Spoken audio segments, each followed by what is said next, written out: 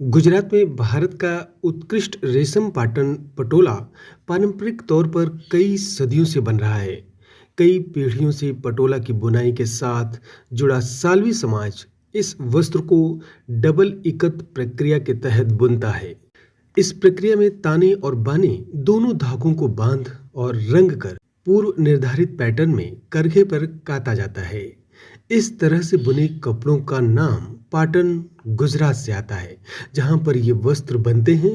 ये वस्त्र बड़े ही सूक्ष्म होते हैं और इनके ऊपर बनी आकृतियां चमकीले रंगों से परिभाषित होती हैं। जो बात बहुत से लोगों को नहीं पता होगी वह यह है कि एक समय में इन कपड़ों का अनुष्ठानिक और प्रतीकात्मक महत्व इंडोनेशिया और मलय द्वीप समूह जैसे सुदूर इलाकों तक ही सीमित था, जहां यह पुरोहितों, सामंतों और कुलीन वर्ग के लोगों का पसंदीदा वस्त्र था। 13वीं शताब्दी से ही पटोला इंडोनेशिया, मलयद्वीप समूहों तक गुजरात से निर्यात किए जाने लगे थे, जहां इन्हें चिंडी के नाम से जाना जाता था। समाज में ऊंचे रुतबे से यह जुड़ा रहता था। चीन में मिंग काल के रिकॉर्ड में फूलदार सारंग का उल्लेख मिलता है, जो पूर्वी जावा के राजा पहनते थे। विद्वानों का मानना है कि वह और कुछ नहीं बल्कि पटोला ही था। बाद में उन पर प्रतिबंध लगा दिए गए कि समाज में कौन पहन सकता है और कौन नहीं पहन सकता। उदाहरण के तौर पर जावा में योग्यकर्ता और सुकर्ता के शाही दरबारों में केवल शासक व कुलीन वर्ग के लोगों के द्वारा और ऊंचे दर्जे के अधिकारी को पहनने की अनुमति थी।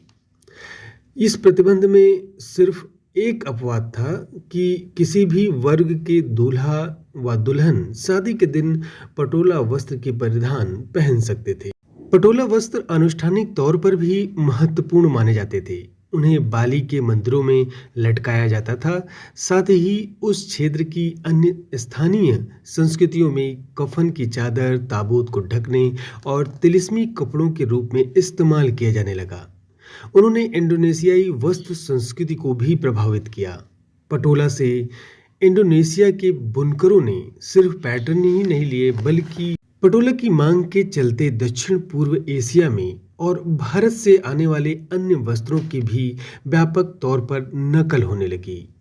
17वीं शताब्दी में डच ईस्ट इंडिया कंपनी जब भारतीय वस्त्रों के लाभ पर व्यापार से जुड़ी और उसे पता चला कि दक्षिण पूर्व एशिया के द्वीप समूहों में पटोला कितना मूल्यवान है, तो उन्होंने पटोला की ब्लॉक और स्क्रीन प्रिंटिंग नकल करवानी शुरू की। ये बुने हुए डबल एकत वस्त्रों से सस्ते थे और बड़े पैमाने पर बाजार में उतारे जा सकते थे। कपड़ों के बदले मसालों का व्यापार करने वाले डचों के प्रतिष्ठित और विलासिता के प्रतीक इस उत्पाद का किफायती संस्करण बनाकर उन्होंने खूब लाभ किया।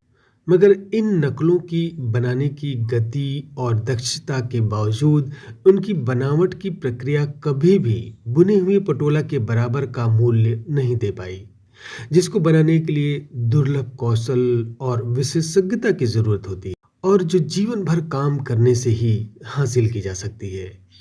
गुजराती दुल्हनों से लेकर जावा के राजाओं तक पटोला को दुनिया भर में महत्वपूर्ण सामग्री का दर्जा मिला, चाहे वह मेहनत और लगन से बुने वस्त्रों के तौर पर हो या फिर सस्ती नकल, जिसे दक्षिण पूर्व एशिया के आम लोगों को कुलीन वर्ग के जैसे परिधान पहनने का मौका दिया।